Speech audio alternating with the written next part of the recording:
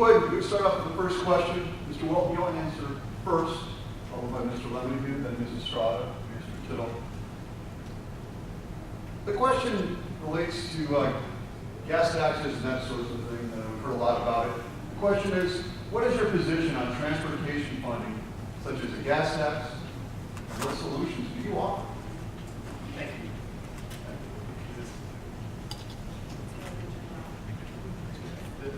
Great. Can you hear me? Am I loud enough? Okay, there we go.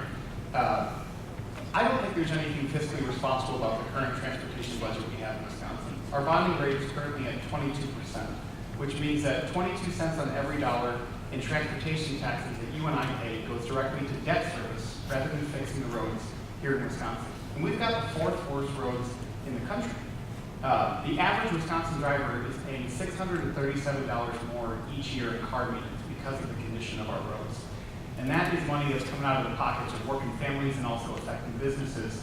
If we want to fix our infrastructure, if we want our economy to grow, if we want to continue to succeed in Wisconsin, we have to invest in our infrastructure. At a minimum, we should be indexing the gas tax. We've lost over $1 billion in revenue since we've stopped indexing the gas tax in April of 2006. I just did some quick math on this. If we had left the gas tax index, the average Wisconsin driver would only be paying $50 to $60 more a year in gas taxes, but right now they're paying over $600 more in their car maintenance fees. Let's put that money back in the pockets of working families and Wisconsin businesses and invest in our infrastructure. We should be looking at multiple solutions to figure out how do we get here, because it's not working. And wheel taxes have gone up 300% in the last 8 years as local communities are trying to figure out how do we fund our road budgets. I don't think it's too hard to expect that the state government pays their fair share in ensuring that our communities have safe, reliable infrastructure.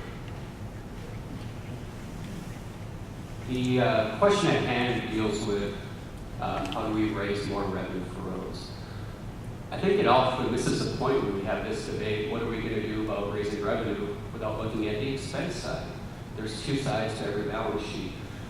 In this last session, the Legislative Audit Bureau did an audit on the Department of Transportation and found that if DOT would just simply follow the procedures, would have been following the procedures that have been set in place, we could save $40 million on transportation expenses. Because of that audit, we've made reform to the Department of Transportation.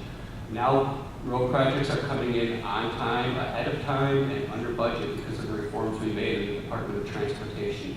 So my goal is to make sure that I'm spending your money as wisely as possible prior to actually asking you to spend more money, to raise your taxes on it. So I think we need to first make sure that we're being fiscally responsible with every single dollar that we spend, looking at the expense side and not just the revenue side. In regards to the quality of our roads, our state roads, 90% of our state roads are rated by the nonpartisan Legislative Audit Bureau as good or acceptable. This beats our neighboring states of Minnesota and Iowa. In the last budget, we increased local aids by $56 million so that local levels of government can make the more investments that they need in local roads around the state. So I think we're doing a good job. And just to answer that borrowing figure, 22 cents in every dollar goes to our debt service. That's because when we had Governor Jim Doyle as our governor, he raided the transportation fund. And when Governor Walker came in, he had to borrow money to try to fix that. As I mentioned in my opening statement, in the last two budgets that we voted on included the two lowest amounts of borrowing in the last 20 years, not inflation adjusted, the two lowest amounts of borrowing.